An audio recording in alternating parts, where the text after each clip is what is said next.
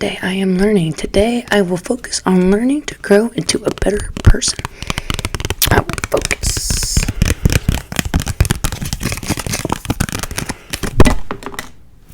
I'm not dropping things. And to grow into a better person. Alright, today I'm not whispering. I am doing soft spoken because I'm going to read Harry Potter and the Sorcerer's Stone. And I don't feel like whispering today, so take that into consideration as you're listening. We are on Chapter 5, Diagon Alley. Harry woke early the next morning. Although he could tell it was daylight, he kept his eyes shut.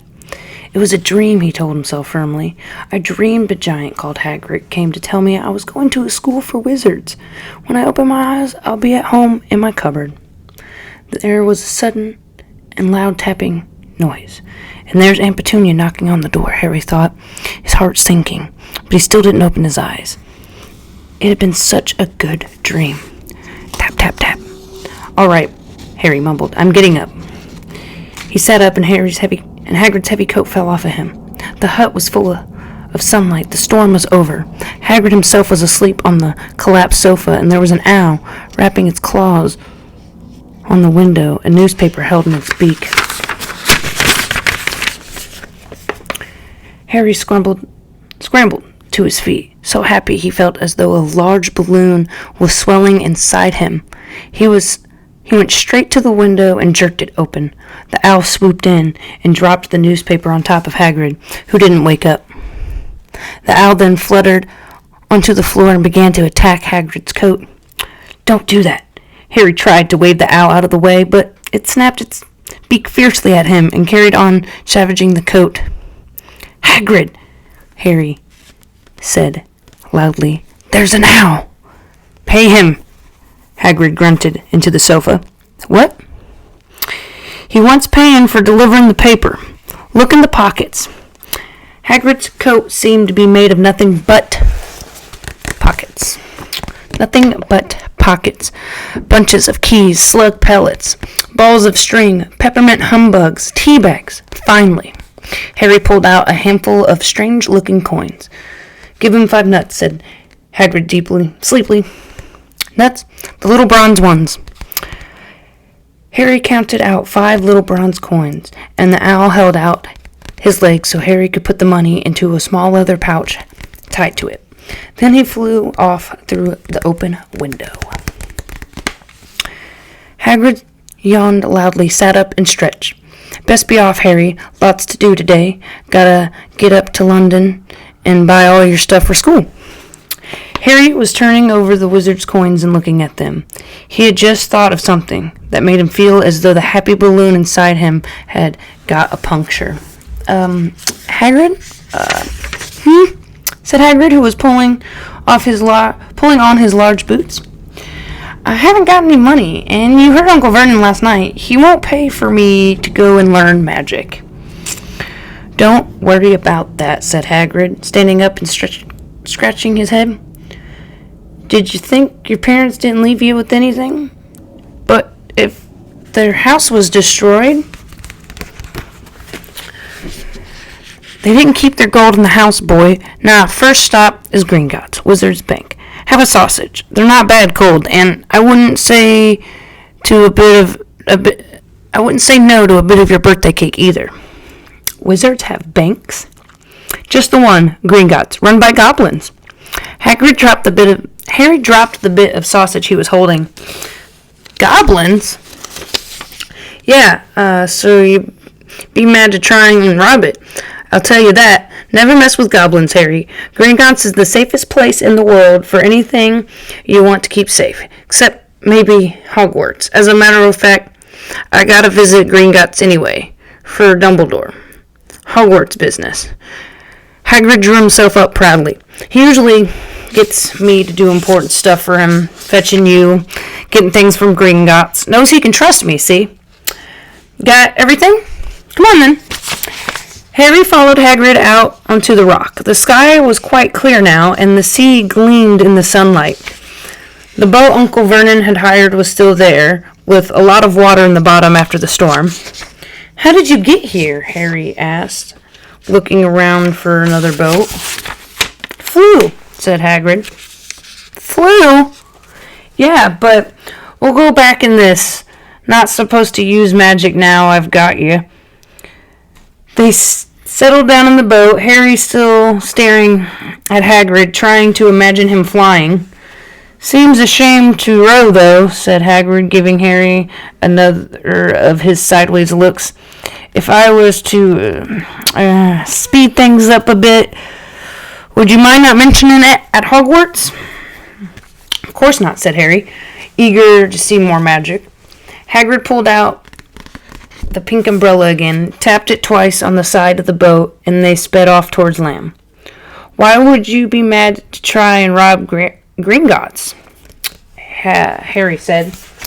"Spells, enchantments," said Hagrid, unfolding his newspaper as he spoke. "They say there's dragons guarding the high security vaults, and then you gotta find your way. Gringotts is hundreds of miles under London Sea, deep under the underground. You'd die of hunger trying to get out, even if you did manage to get your hands on somewhat." Harry sat and thought about this while Hagrid read his newspaper, The Daily Prophet. Harry had learned from Uncle Vernon that people like to be left alone while they did this, but it was very difficult. He never had so many questions in his life.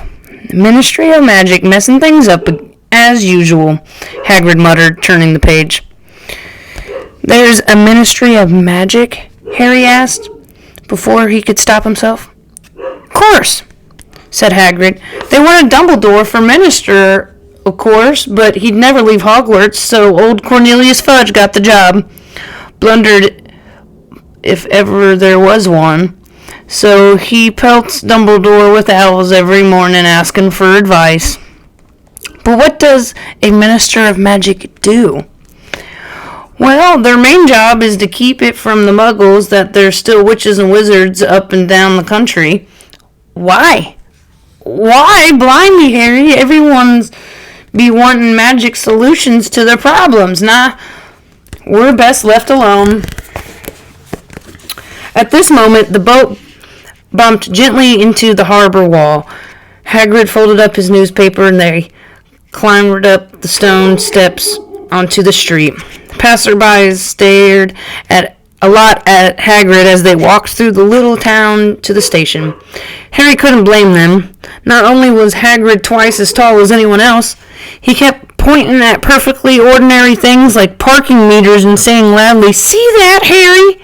Things these muggles dream up, eh?" "Hagrid," said Harry, panting a bit as he ran to keep up, "did you say that there are dragons at Gringotts?" "Well, so they say," said Hagrid. "Crikey, I'd like a dragon." "You'd like one?" "Wanted one ever since I was a kid. Here you go."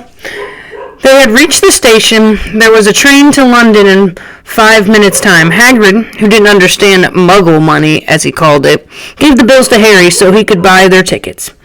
People stared more than ever on the train. Hagrid took up 2 seats and sat knitting what looked like a canary yellow citrus tent. "Still got your letter, Harry?"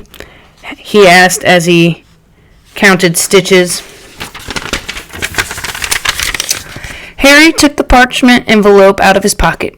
"Good," said Hagrid. "There's a list there of everything you need."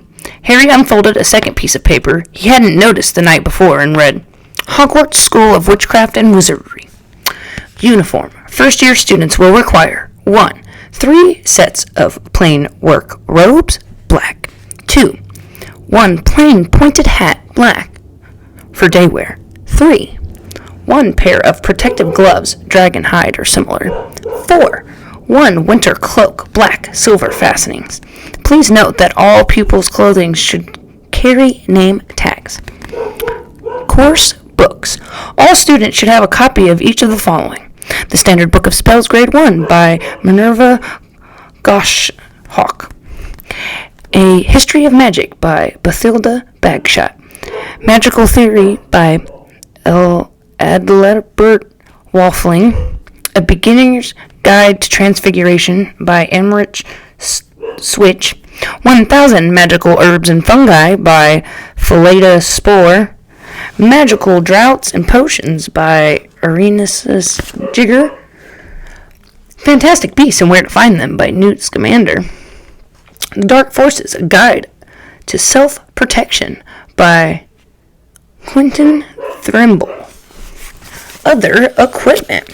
1 wand, 1 cauldron, pure standard size 2, 1 glass or crystal phallus, 1 telescope, 1 brass scale, 1 set of brass scales. Students may also bring 1 owl or 1 cat or a toad.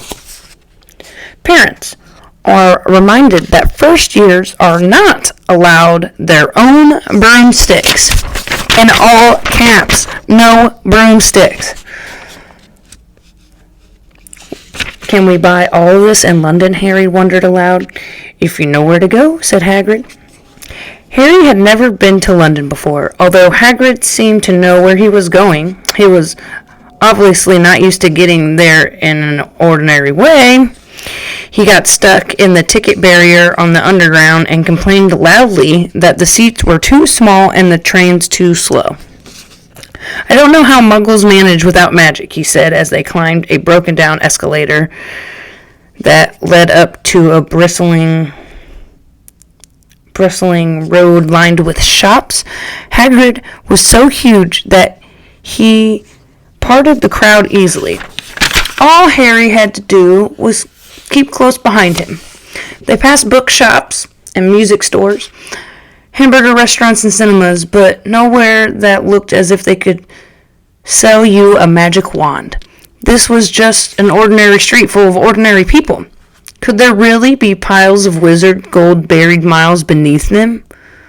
Were there really shops that sold spellbooks and broomsticks? Might this not all be some huge joke that Dudley had cooked up? If Harry hadn't known that the Dursleys had no sense of humor, he might have thought so, yet somehow, even though everything Hagrid had told him so far was unbelievable, Harry couldn't help but trusting him. This is it, Hagrid said, coming to a halt. The Leaky Cauldron. It's a famous place. In this tiny, grubby-looking pub, if Hagrid hadn't pointed it out, Harry wouldn't have noticed it was there. The people hurrying by didn't glance at it. Their eyes slid from the big bookshop one side of the record shop on the other side, as if they couldn't see the Leaky Cauldron at all. In fact, Harry had the most peculiar feeling that only he and Hagrid could see it. Before he could mention this, Hagrid had steered him inside. For a famous place, it was dark and shabby. A few old women were sitting in the corner, drinking tiny glasses of sherry. One of them was smoking a long pipe. A little man in a top hat was talking to the old bartender, who was quite bald and looked like a toothless walnut. The low buzz of chatter stopped when they walked in. Everyone seemed to know Hagrid. They waved and smiled at him, and the bartender reached for a glass, saying, "The usual, Hagrid?" "Can't, Tom. I'm on Hogwarts business," said Hagrid, clapping his great hand on Harry's shoulder and making Harry's knees buckle. "Good Lord," said the bartender, peering at Harry. Can this be? The Leaky Cauldron had suddenly gone completely still and silent. "Bless my soul," whispered the old bartender. "Harry Potter, what an honor." He hurried out from behind the bar, rushed towards Harry, and seized his hand, tears in his eyes. "Welcome back, Mr. Potter, welcome back." Harry didn't know what to say. Everyone was looking at him. The old woman with the pipe was puffing on it without realizing it had gone out. Hagrid was beaming. Then there was a great scraping of chairs, and the next moment Harry found himself shaking hands with everyone in the Leaky Cauldron. "Doris Crockford, Mr. Potter. Can't believe I'm meeting you at last. So proud, Mr. Potter. I'm just so proud. Always wanted to shake your hand. I'm all aflutter. Delighted, Mr. Potter. Just can't tell you. Diggle's the name. Deedless Diggle. I've seen you before, said Harry as Diggle's top hat fell off in his excitement. You bowed to me once in a shop. He remembers. Looking at everyone. Did you hear that? He remembers me. Harry shook hands again and again. Doris Crockford kept coming back for more. A pale young man made his way forward very nervously. One of his eyes was twitching. Professor Quirrell, said Hagrid. Harry, Professor Quirrell will be one of your teachers at Hogwarts. Potter, stammered Professor Quirrell, grasping Harry's hand. Can't tell you how pleased I am to meet you. What sort of magic do you teach, Professor Quirrell? Defense against the dark arts, muttered Professor Quirrell, as though he'd rather not think about it. Not that you needed it, Potter? He laughed nervously.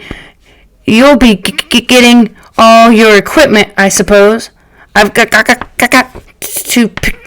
pick up a new book on vampires myself. He looked terrified at the very thought. But the others wouldn't let Professor Quirrell keep Harry to himself. It took almost 10 minutes to get away from them all. At last, Hagrid managed to make himself heard over the babble. Must get on, lots to buy. Come on, Harry. Doris Crockford shook Harry's hand one last time, and Hagrid led them through the bar and out into a small courtyard where there was nothing but a trash can, a few weeds. Hagrid grinned at Harry. Told you, didn't I? Told you you were famous. Even Professor Quirrell was trembling to meet you. Mind you, he's usually trembling. Is he always that nervous? Yeah, poor bloke. Brilliant mind. He was fine while he was studying out of books, but then he took a year off to get some first-hand experience. They say he met vampires in the Black Forest, and there was a nasty bit of trouble with a hag. Never been the same since. Scared of the students, scared of his own subject. Now, where's my umbrella? Vampires? Hags? Harry's head was swimming. Hagrid, meanwhile, was counting bricks in the wall above the trash can. 3 up, 2 across, he muttered. Right, stand back, Harry. He tapped the wall 3 times with the point of his umbrella. The brick he had touched quivered. It wiggled. In the middle, a small hole appeared. It grew wider and wider. A second later, there was facing an archway large enough even to fit Hagrid, an archway onto a cobble street that twisted and turned out of sight. Welcome, said Hagrid, to Diagon Alley. He grinned at Harry's amazement. They stepped through the archway. Harry looked quickly over his shoulder and saw... Something went wrong. Harry grinned in amazement. They stepped through the archway. Harry looked quickly over his shoulder and saw the archway shrink instantly back into a solid wall. The sun shone brightly on a stack of cauldrons outside the nearest shop. Cauldrons, all sizes, copper, brass, pewter, silver, self-stirring, collapsible, said a sign hanging over them. Yeah, you'll be needing one, said Hagrid, but we gotta get your money first. Harry wished he had about 8 more eyes. He turned his head in every direction as they walked up the street, trying to look at everything at once. The shops, the things outside them, the people doing their shopping. A plump woman outside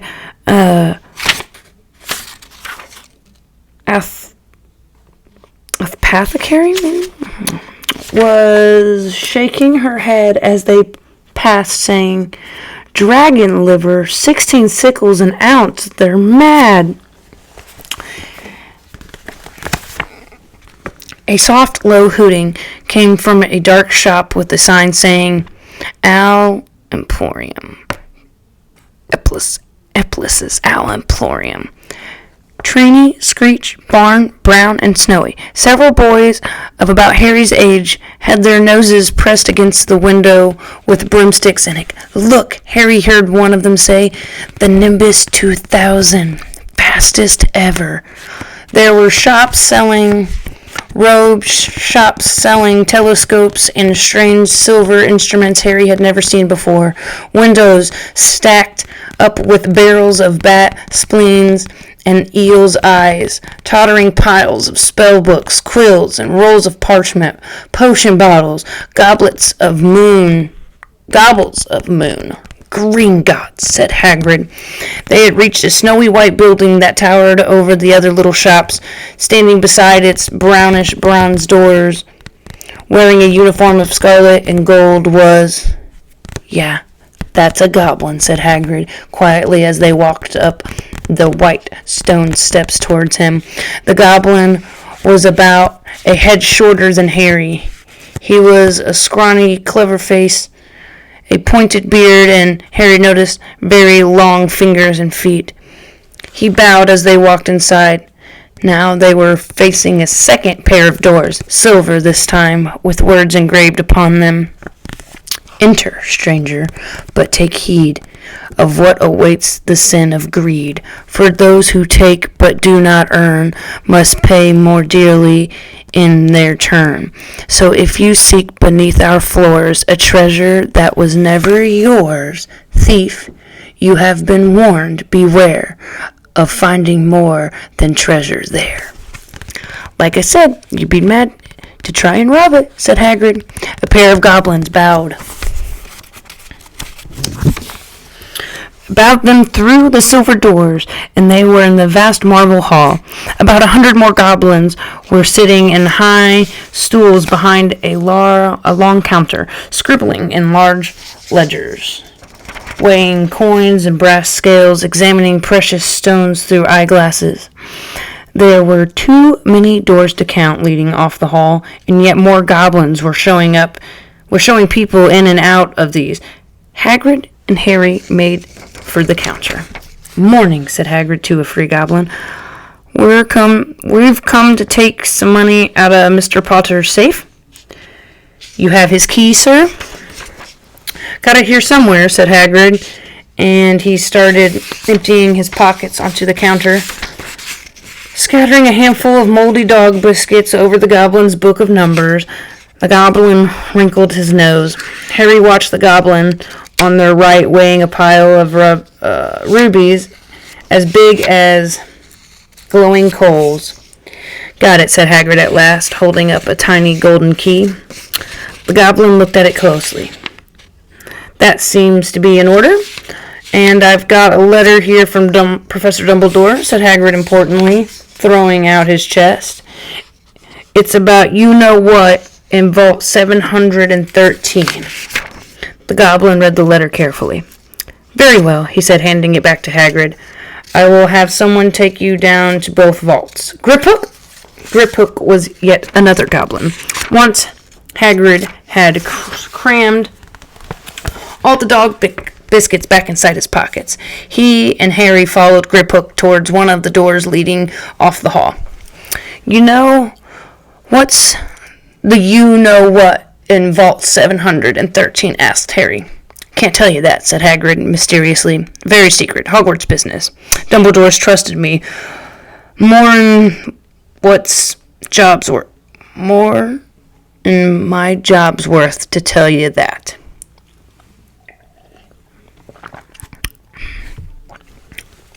Griphook held the door open for them. Harry, who had expected more marble, was surprised. They were in a narrow stone passageway lit with flaming torches. It sloped steeply downward, and there were little railway tracks on the floor. Griphook whistled, and a small cart came hurtling up the tracks towards them. They climbed in, Hagrid with some difficulty, and were off. At first,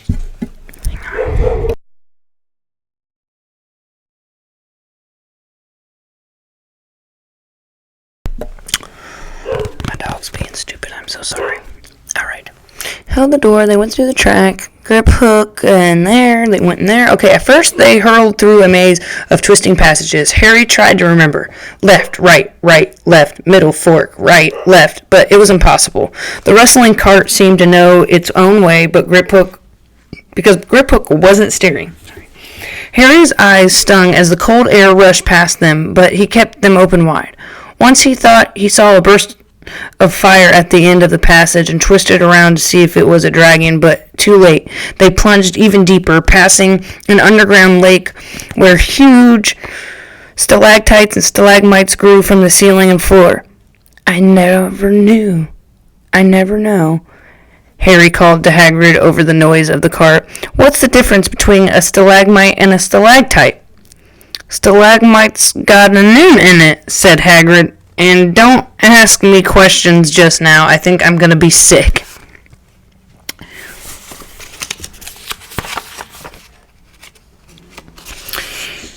He did look very green, and when the cart stopped at last beside a small door in the passage hall, Hagrid got out and had to lean against the wall to stop his knees from trembling. Griphook unlocked the door. A lot of green smoke came billowing out, and as it cleared, Harry gasped. Inside were mounds of gold coins, columns of silver, heaps of little bronze nuts. All yours, smiled Hagrid. All Harry's. It was incredible. The Dursleys couldn't have known about this, or they'd have it from him faster than a blinking. How often had they complained about how much Harry cost them to keep? And all that time there had been a small fortune belonging to him buried deep under London? Hagrid helped Harry pile some of it into a bag. The gold ones are galleons, he explained. 17 silver sickles to a galleon and 29 nuts to a sickle. It's easy enough. Right, that should be enough for a couple of terms. We'll keep the rest safe for you. He turned to Griphook. Vault 713 now, please, and can we go more slowly? One speed only, said Griphook. They were going even deeper now and gathering speed. The air became colder and colder as they hurled right tight corners. They were rattling over an underground ravine, and Harry leaned over the side to try to see what was down at the dark bottom, but Hagrid groaned and pulled him back by the scuff of his neck. Vault 713 had no keyhole. Stand back, said Griphook importantly. He stroked the door gently with one of his long fingers, and it simply melted away. If anyone but a Gringotts goblin tried that, they'd be sucked through the door and trapped in there, said Griphook. How often do you check to see if anyone's inside? Asked Harry. About once every 10 years, said Griphook with a rather nasty grin. Something really extraordinary had to be inside this top-secret vault.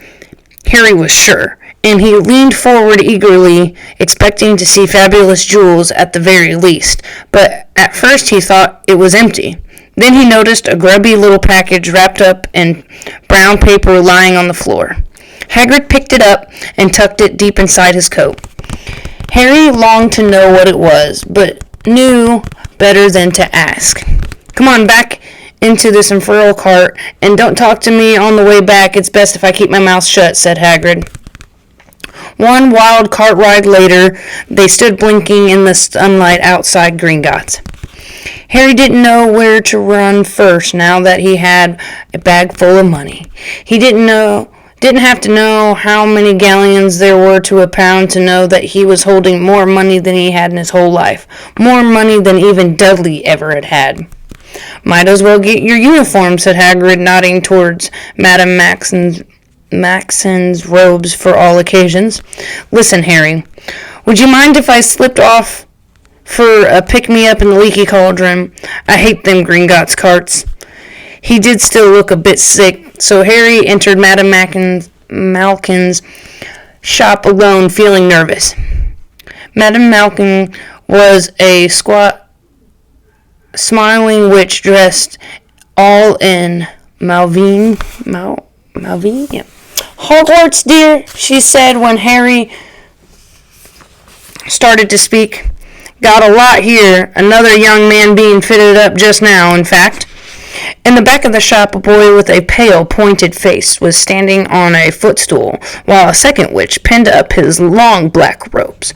Madame Malkin stood Harry on a stool next to him, slipped a long robe over his head, and began to pin it in the right length. "Hello," said the boy. "Hogwarts, too?" "Yes," said Harry. "My father's next door buying my books, and mother's up the street looking at wands," said the boy. He had a bored, drawling voice. "Then I'm going to drag them off to look at racing brooms. I don't see why first years can't have their own. I think I'll bully father into getting me one, and I'll smuggle it in somehow." Harry was strongly reminded of Dudley. "Have you got your own broom?" the boy went on. "No," said Harry. "Play Quidditch at all?" "No," said Harry again, wondering what on earth Quidditch could be. "I do. Father says it's a crime if I'm not picked to play for my house, and I must say I agree. Know what house you'll be in yet?" "No," said Harry, feeling more stupid by the minute. "Well, no one really knows until they get there, do they? But I know I'll be in Slytherin. All of our family has been. Imagine being in Hufflepuff. I think I'd leave, wouldn't you?" Said Harry, wishing he could say something a bit more interesting. "I say, look at that man," said the boy suddenly, nodding towards the front window. Hagrid was standing there, grinning at Harry and pointing at 2 large ice creams to show he couldn't come in. "That's Hagrid," said Harry, pleased to know something the boy didn't. "He works at Hogwarts." "Oh," said the boy. "I've heard of him. He's a sort of servant, isn't he?" "He's the gamekeeper," said Harry. He was liking the boy less and less every second. "Yes, exactly. I heard he's a sort of savage, lives in a hut on the school grounds, and every now and then he gets drunk, tries to do magic, and ends up setting fire to his bed." "I think he's brilliant," said Harry coldly. "Do you?" said the boy with a slight sneer. Why is he with you? Where are your parents?" "They're dead," said Harry shortly. He didn't feel like going into the matter with this boy. "Oh, sorry," said the other, not sounding sorry at all. "But they were our kind, weren't they?" "They were a witch and a wizard, if that's what you mean." "I really don't think they should let the other sort in, don't you? They're just not the same.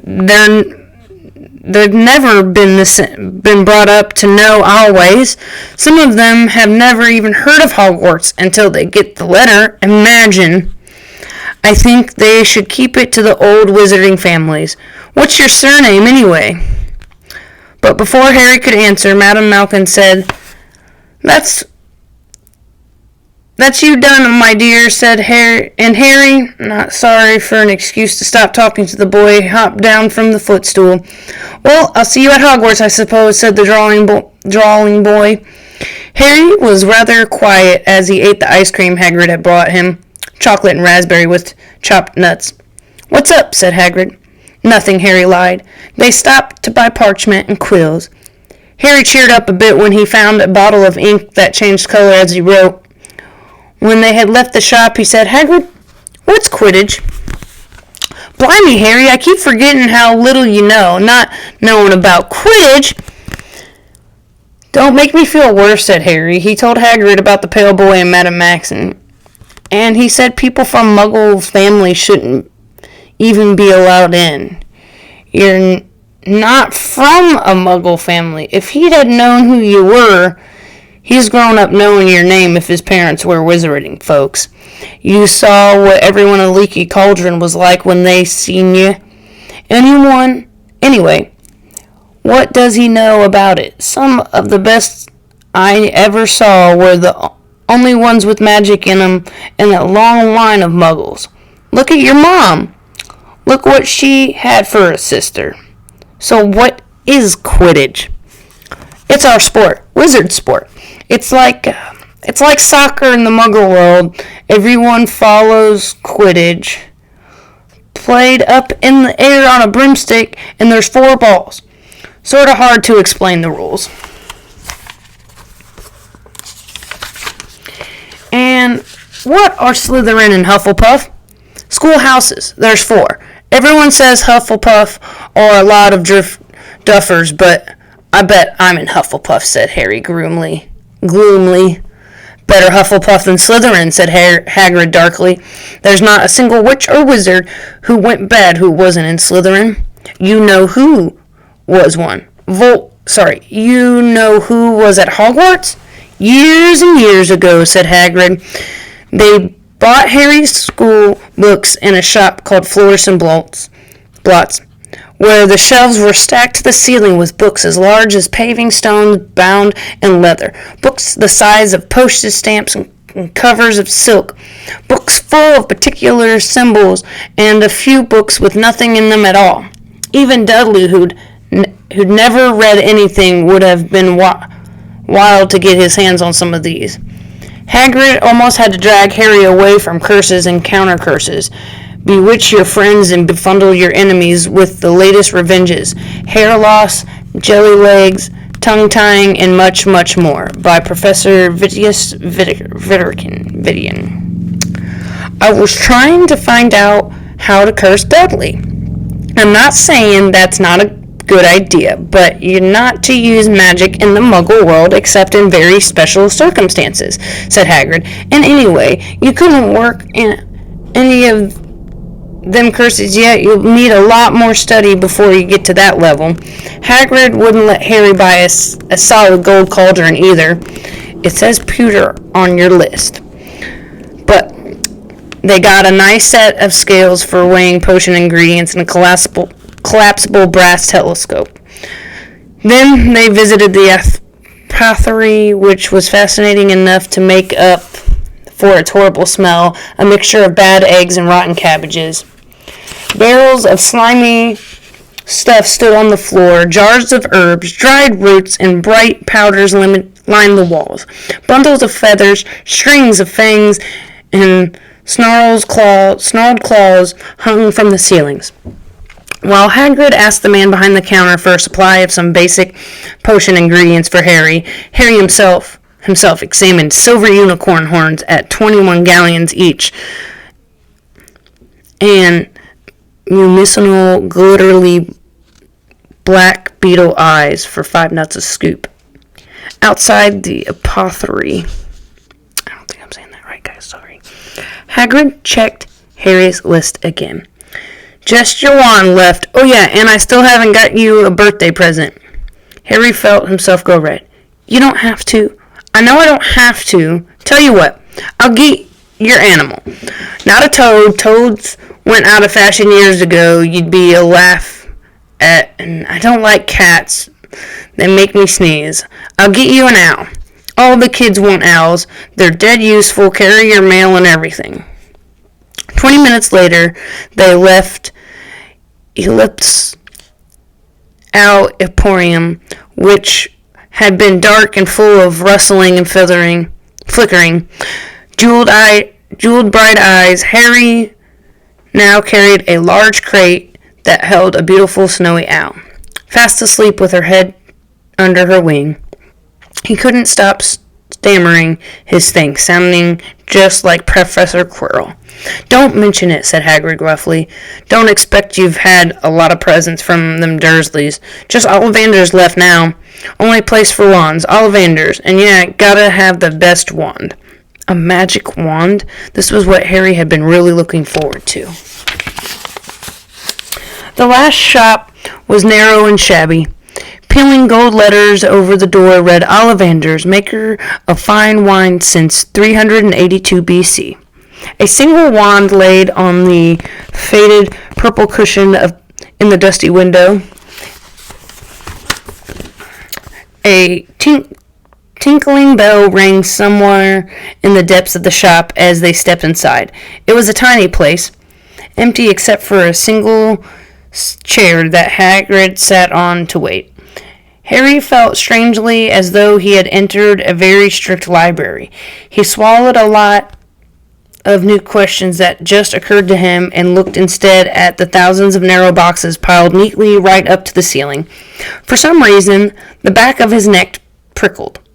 The very dust and silence in here seemed to tingle with some secret magic. "Good afternoon," said a soft voice. Harry jumped. Hagrid must have jumped too, because there was a loud crashing noise, and he got quickly off the chair. An old man was standing before them, his wild pale eyes shining like moons through the gloom of the shop. "Hello," said Harry awkwardly. "Ah, yes," said the man. Yes. I thought I'd be seeing you soon, Harry Potter." It wasn't a question. "You have your mother's eyes. It seems only yesterday she was in here herself, buying her first one. 10 1/4 inches long. Swishy, made of willow. Nice wand for charm work." Mr. Ollivander moved closer to Harry. Harry wished he would blink. Those silvery eyes were a bit creepy. Your father, on the other hand, favored a mahogany wand, 11 inches, pliable, a little more power, and excellent for transfiguration. Well, I say your father favored it. It's really the wand that chooses the wizard, of course. Mr. Ollivander had come so close that he and Harry were almost nose to nose. Harry could see himself reflected in those misty eyes, and that's where Mr. Ollivander touched the lightning scar on Harry's forehead with a long white finger. "I'm sorry to say I sold the wand that did it," he said softly. 13 1/2 inches, powerful wand, very powerful, and in the wrong hands. Well, if I had known what that wand was going out into the world to do. He shook his head, and then, to Harry's relief, spotted Hagrid. Rubius Hagrid, how nice to see you again. Oak, 16 inches, rather bendy, wasn't it? It was, sir, yes, said Hagrid. Good wand, that one, but I suppose they snapped it in half when you got expelled, said Mr. Ollivander, suddenly stern. Yes, they did, yes, said Hagrid, roughing his feet. I've still got the pieces, though, he added brightly. But you don't use them, said Mr. Ollivander sharply. Oh, no, sir, said Hagrid quickly. Harry noticed him gripping his pink umbrella very tightly as he spoke. Said Mr. Ollivander, giving Hagrid a piercing look. Well, now, Mr. Potter, let me see. He pulled a long tape measure with silver markings out of his pocket. Which is your wand arm? Well, I'm right-handed, said Harry. Hold out your arm, that's it. He measured Harry from shoulder to finger, then wrist to elbow, shoulder to floor, knee to armpit, and around his head. As he measured, he said, Every Ollivander wand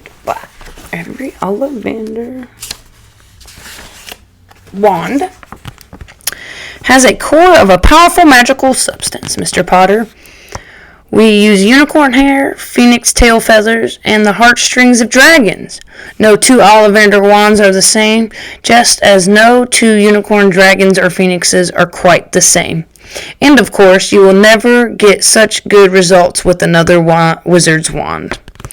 Harry suddenly realized that the tape measure, which was measuring between his nostrils, was doing it on its own. Mr. Ollivander was fluttering around the shelves, taking down boxes. That will do, he said to the tape measure, crumbled into a heap on the floor. Right then, Mr. Potter, try this one. Beechwood and dragon heartstring. 9 inches. Nice and flexible. Just take it and give it a wave. Harry took the wand and, feeling foolish, waved it around a bit, but Mr. Ollivander snatched it out of his hand almost at once. Maple and phoenix feather, 7 inches. Quite wimpy. Harry tried, but he had hardly raised the wand when it too was snatched back by Mr. Ollivander. No, here, ebony and unicorn hair, 8 1/2 inches, springy. Go on, try it out. Harry tried and tried. He had no idea what Mr. Ollivander was waiting for. The pile of tried wands was mounting higher and higher on the chair, but the more wands Mr. Ollivander pulled from the shelves, the happier he seemed to become. Tricky customer, eh? Not to worry. We'll find the perfect match here somewhere. I wonder now. Yes, why not? Unusual combination. Holly and phoenix feather. 11 inches, nice and stubble. Harry took the wand.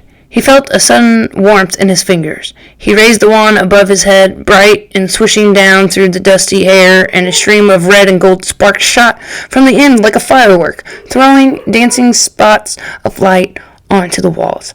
Hagrid whooped and clapped, and Mr. Ollivander cried, "Oh, bravo! Yes, indeed! Oh, very good! Well, well, well! How curious! How very curious!" He put Harry's wand back into its box and wrapped it in brown paper, still muttering, "Curious, curious." "Sorry," said Harry, "but what's curious?" Mr. Ollivander fixed Harry with his pale stare. "I remember every wand I've ever sold, Mr. Potter. Every single wand. It so happens that the phoenix whose tail feather it is in your wand gave another feather. Just one other feather. It is very curious, and indeed, that you should be destined for its wand when its brother gave you that scar." Harry swallowed. "Yes, 13.5 inches. You. Curious indeed how these things happen. The wand chooses a wizard, remember.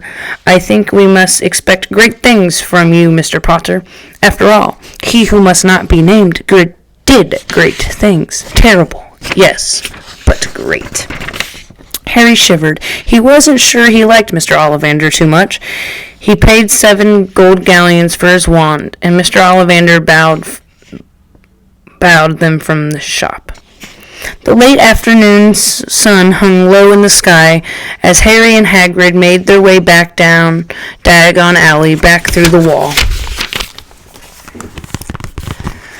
Back through the leaky cauldron, now empty. Harry didn't speak at all as they walked down the road. He didn't even notice how much people were gawking at them on the underground, laden as they were with all their funny-shaped packages, with the snowy owl asleep in its cage on Harry's lap. Up another escalator out into Paddington Station. Harry only realized where they were when Hagrid tapped him on the shoulder. "Got time for a bite to eat before your train leaves," said Hagrid. He bought Harry a hamburger, and they sat down on plastic seats to eat them. Harry kept looking around. Everyone looked so strange somehow. "You all right, Harry? You're very quiet," said Hagrid. Harry wasn't sure he could explain. He'd just had the best birthday of his life, and yet he chewed his hamburger trying to find the words. "Everyone thinks I'm special," he said at last. "All those people in the leaky cauldron, Professor Quirrell, Mr. Ollivander, but I don't know anything about magic at all.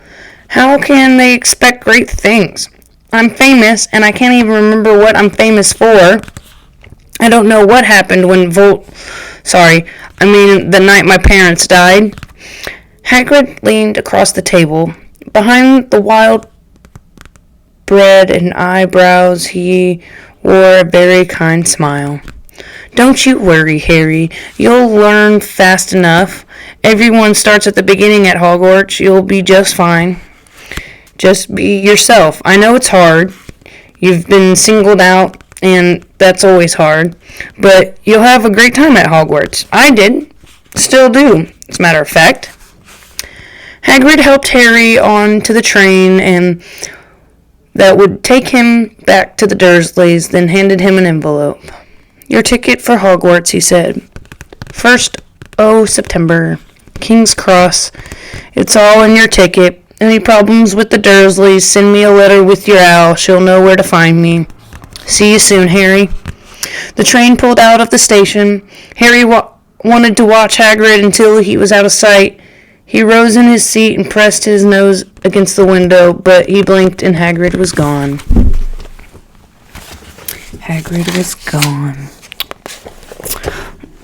Well, thank you guys. This one was a long video, but I enjoy reading. So I like to share it with